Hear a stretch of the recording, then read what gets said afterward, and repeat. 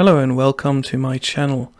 I'm sorry for not being as active lately. I wanted to make a few more videos, but unfortunately the GoPro that I use for filming is broken and I haven't really been able to replace it. So all the images and videos that I made were made with my phone camera, and since it's my phone and I need to hold it in my hands when I'm recording things, I'm just not really able to film while I'm working on anything. So that leaves just videos of basically before and after what I've done, and it's not really as great for making videos as it would be with a GoPro, where I can just use a harness that's on me and films what I'm doing while I'm working.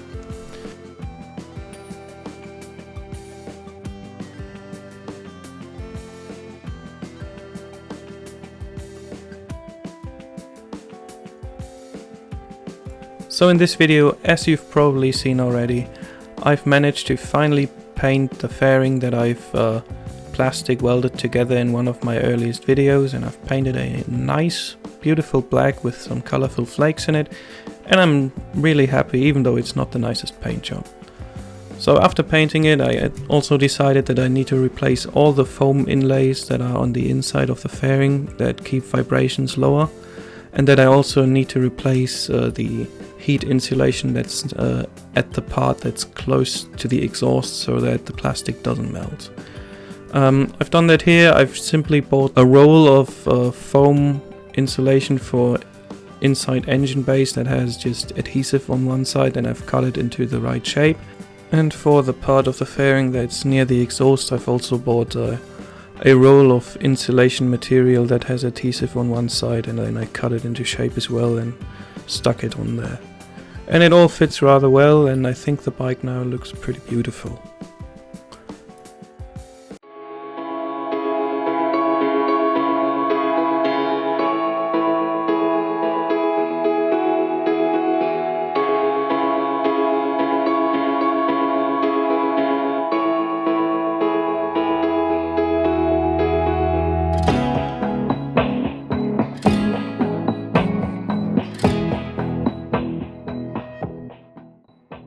And now for the part that probably most people clicking on this video have come for. The thermostat issue on the older Triumph bikes, especially the ones with the 955 engine, that just plague apparently a lot of bikes. So this is a common issue. A lot of people have trouble with it. And the problem is that the bike starts overheating at some point because the thermostat is broken and the thermostat no longer opens. And the major issue with this isn't really the faulty thermostat, it's the fact that Triumph no longer sells a replacement part. So people don't really know what to do and how to fix their issue. My bike is one of those with those issues, and I've been looking through the internet, browsing forum posts and trying different things and just checking whatever I can to find a solution. And my solution for what I've come up with is in this video. But first off, there's a few other things that can be done, or a few other proposed solutions that might be easier than what I've done here. And number one is just a lot of people just ride without a thermostat and maybe put a plate to restrict the flow inside the thermostat housing, and just go about their ways like that without the thermostat, and that probably works just fine. It's probably just a little bit colder for the engine and it doesn't heat up as quickly in the beginning. Then I've read of people just using a thermostat from a completely different bike that hopefully has the right hoses to fit on the hoses of the Triumph. Then there's apparently a thermostat of a Saturn S series. I think that's a car from the US that I've never really seen. And there's a stand 14279 part of that apparently fits the Triumph bike. But I've also read that that's an older version of the thermostat, and I don't know if it's really available or not. The problem with this is I don't seem to be able to buy this from my country. Like when I check the link to US Amazon or US eBay, it shows up, but when I check from my country I can't even really buy the part, so that's a no-go in this case. Then there's the idea of putting an inline thermostat into one of the hoses of the bike, and there's apparently a 38713 Fabi Bilstein thermostat that has the right temperature window for this. And there's a whole extensive forum thread from the triumphrat.net forums on there that I've linked in the description below, where this topic is just discussed at length, and there's so many alternatives and people try this and that and everything, and maybe there's even better ideas than what I've tried on there. So the first thing I did try was buy a different thermostat of a different bike, and unfortunately the hoses didn't fit, so I scrapped that idea immediately and didn't try to buy other thermostats from other bikes again. And what I've read repeatedly on the triumphrat.net forums and on other forums is that a Toyota Yaris thermostat might fit. And since this is one of the most readily available parts that I could find, I decided to get one and decided to check on how I can work with it. Unfortunately, what I noticed is that this thermostat doesn't fit immediately. It has the right temperature window of 82 degrees versus 85 degrees Celsius on the original, but the pin that comes out of it is a little longer, the base of it is a little wider, the part where it seals up to the housing is also a little bit wider than the original, and the spring is also slightly longer. But since I've already bought that and I felt like I want to see how far I can go, whether I can make it fit and whether I can make it work, I just decided to go on with it and modify the thermostat to fit the housing and then try this out. So in this video part you will see how I did exactly that. So as a first step, I cut down the rod that extends out of the thermostat down to just under 8 millimeters.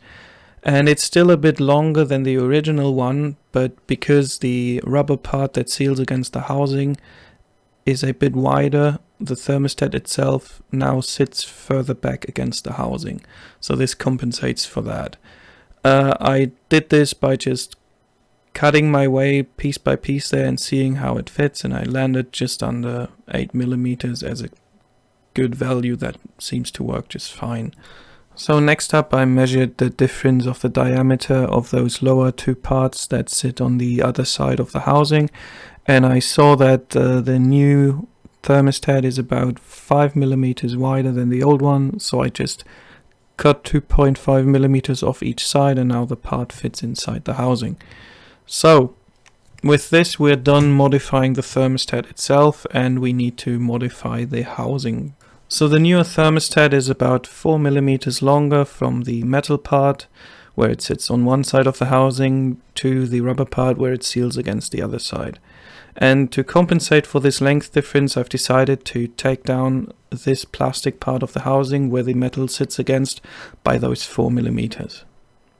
To take down both parts of the housing evenly, I use a drill press with an adjustable end stop. First, while the drill press is off, I adjust the height so it barely touches where I want to take off the material, and then I adjust the end stop to go 4 millimeters deeper. I use a Dremel cutoff wheel that I turn to a high speed, and then I slowly sink down the drill press to take off the material evenly and precisely. After I've done all the modifications to the thermostat and the thermostat housing, I've decided to just pour water on one side of the thermostat and see if it seals. And it does seal. Unfortunately, since my GoPro is broken, I can't record this while I'm riding, so I tried it with the bike sitting still and while I'm revving it a little bit to warm it up. And you can at some point see the temperature slightly drop when the thermostat opens and both parts of the cooling system are open and the cooling can flow through the whole thing. While riding, it's a lot more obvious. You can see the temperature rise to a certain point and then it immediately falls quite a bit, so the thermostat itself works. I'm guessing it's a little bit worse than the original one because it doesn't really open as much as that one, but it seems to work just fine the way it is right now.